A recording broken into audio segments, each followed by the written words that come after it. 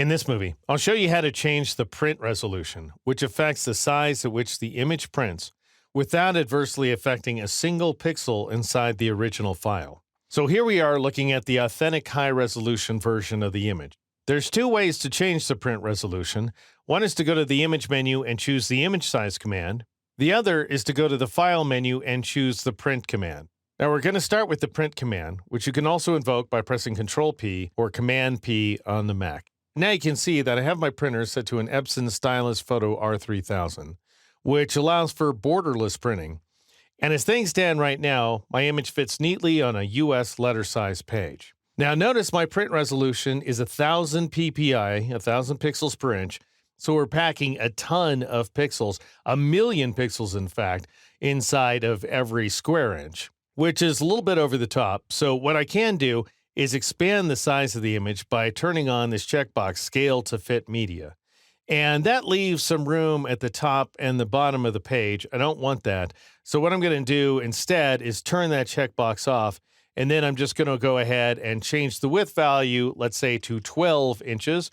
That's still not enough, so I'll just press the up arrow key until I fill the entire paper with imagery like so, which happens at a width value of about 12.8 inches, so I need to remember that.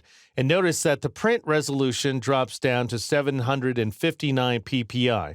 And here's the thing, you can never upsample or downsample an image inside the print dialog box. All you're doing is modifying the resolution. So in other words, no pixel inside the image is being harmed.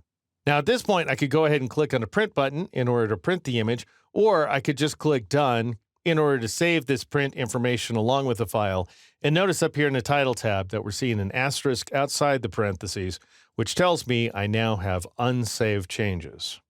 Now, the interesting thing about print and image size is that, well, the print command pays scrupulous attention to everything you do in the image size dialog box. Image size pays no attention whatsoever to the print command. And that's actually a really great thing because the print command only affects how the image is going to print to a local printer. And by local, I mean a printer that's either connected to your system or on a network in your home or office. Whereas the image size command affects everything, including how the image will commercially reproduce and how it appears when placed into a vector-based application such as Illustrator or InDesign. So in other words, you have that kind of independent control. So now let's say that we want to change the resolution from the image size dialog box so that it can be placed inside of another file at 12.8 inches wide.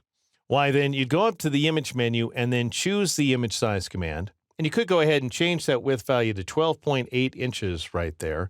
But because the resample checkbox is turned on, we are going to add pixels to the image. And we can see that not only because the dimensions are much larger. Just a moment ago, the width of the image was 9,720 pixels. Now it's 12,800 pixels. And notice this image size value has grown from 186.3 megabytes, which was already whoppingly big, to a massive 323.1 megabytes. Well, that's not what we want, but let's say I just don't notice, and I go ahead and click the OK button in order to apply that change.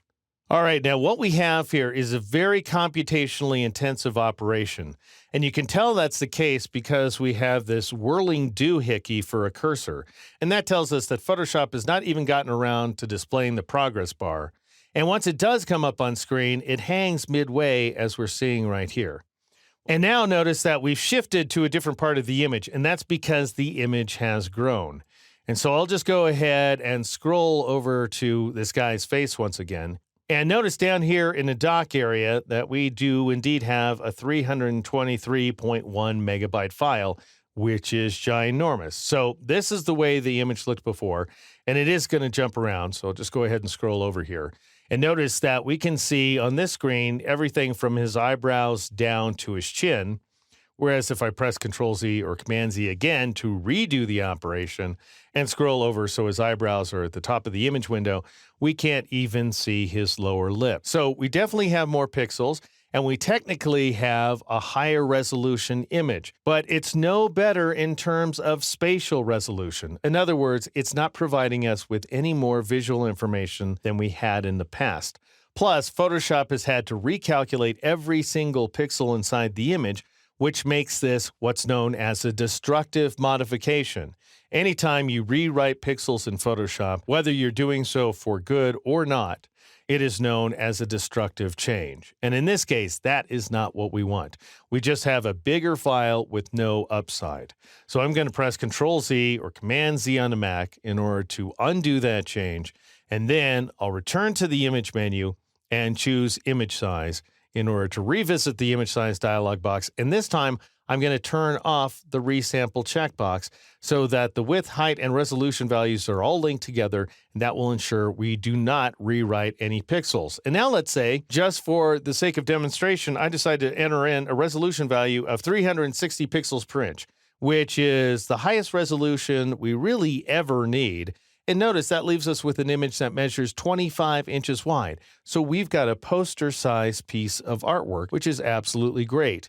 Also notice that the image dimensions are not changing and that the image size value in megabytes is not changing as well.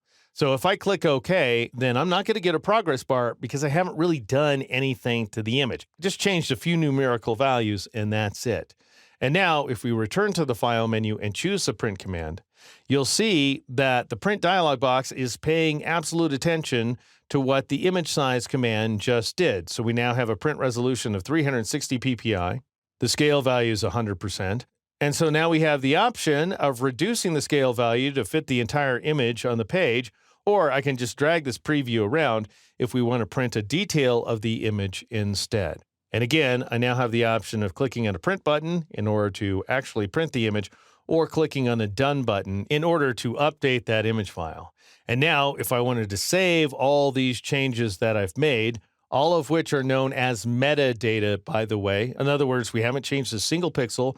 We've just changed a bunch of numerical values. Then I would go up to the File menu and choose the Save command. And that, my friends, is how you change the resolution at which an image will print without harming a single pixel inside the file here inside Photoshop.